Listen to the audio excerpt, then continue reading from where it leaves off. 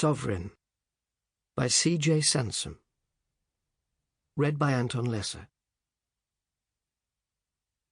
It was dark under the trees, with only a little moonlight penetrating the half-bare branches. The ground was thick with fallen leaves.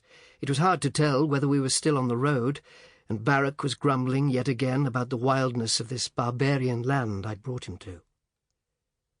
But I did not reply, for I was bone-tired, my poor crooked back sore, and my legs in their heavy riding boots as stiff as boards. I was worried, too, for the strange mission that now lay close ahead was weighing on my mind. I'd left much care behind me as well, for 6 days before I'd buried my father in Lichfield. Since then we'd had 5 days hard riding northwards on roads which were in a bad state after that wet summer of 1541. We'd left the Great North Road at Flaxby, and I'd insisted we ride on to our destination, even if it took all night. We were already late, and must be there before the king arrived. The road, though, had soon turned to mud, and as night fell we'd left it for a drier track that led through thick forest, and for hours now we'd been picking our way along it. Our horses, laden with panniers, were as exhausted as Barak and I. I could feel Genesis's tiredness, and Suki, Barak's mare, was content to follow his slow pace. "We're lost," Barak grumbled. "It must be daylight soon, then we'll see where we are." We plodded on silently. "Look, there." Barak had pulled in Suki's reins and was pointing in front of him. Ahead the trees were thinning, and it was beginning to get light. In the distance I saw a red light low in the sky. "Yes, that's the lamp we were told to look out for. It's set atop a church steeple to guide travellers."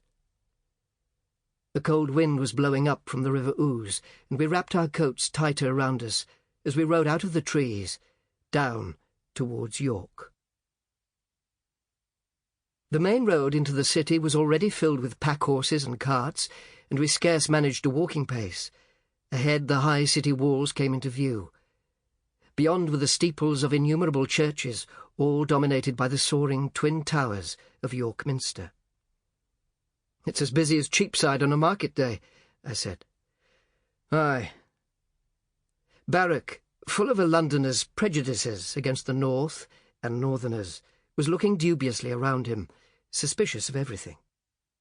Houses appeared, straggling along the road, and then to our right a high crenellated wall, over which an enormous steeple was visible. Soldiers patrolled the top of the wall, wearing iron helmets and carrying fearsome pikes. Some even bore long matchlock guns.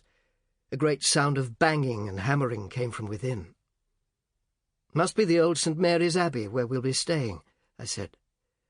"It's guarded well. The king will be none too sure of his welcome after all that's happened up here. Shall we go there now?" "No, we must see Brother Wren first, then go to the castle." "To see the prisoner?" "Aye." The abbey wall met the city wall at right angles, hard by a fortress-like gatehouse decorated with the York coat of arms, 5 white lions against a red background. I stared at something I knew to expect, yet which still made me shudder. 4 heads fixed to tall poles, boiled and black and half-eaten by crows.